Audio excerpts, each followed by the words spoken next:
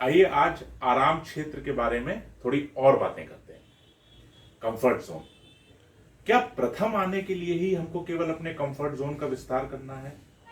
सवाल है, क्या अचानक हमको कुछ असाधारण करने की जरूरत है, जैसे कि समुद्र में तैरना, पहाड़ पे चढ़ जाना?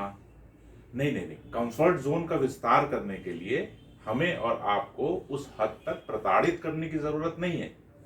लेकिन यदि आप और हम कभी भी कुछ उल्लेखनीय या सामान्य से अधिक हासिल करना चाहते हैं, जो कि करना चाहिए, तो हमें अपने आराम क्षेत्र का विस्तार करना, यानी कि कंफर्ट जोन का विस्तार करना बहुत जरूरी हो जाता है। तो दोस्तों, बहुत से लोगों के लिए भले ही वे खुश ना हो या उनकी इच्छाएं अभी भी अधूरी हों, उनका स्वाभाविक झुकाव केवल कंफर्ट जोन में रहने के लिए ही होता है, क्योंकि वो फील करते हैं कि वो वहां पे परिचित हैं और सुरक्षित हैं।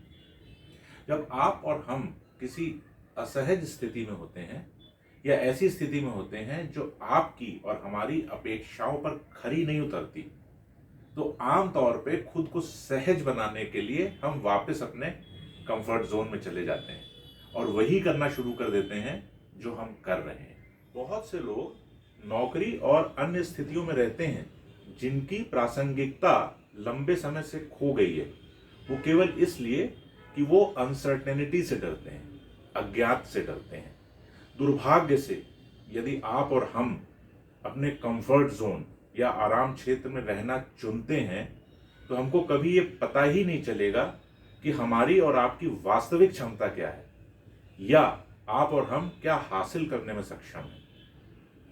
यदि आप उन परिस्थितियों और अनुभव से आगे बढ़ने का निर्णय लेते हैं जिनसे आप पूरी तरीके से परिचित नहीं हैं लेकिन थोड़ा बहुत परिचित हैं, तो आप और हम वास्तव में अपने कंफर्ट जोन का विस्तार कर पाएंगे और व्यक्तिगत नेतृत्व की तरफ बढ़ पाएंगे।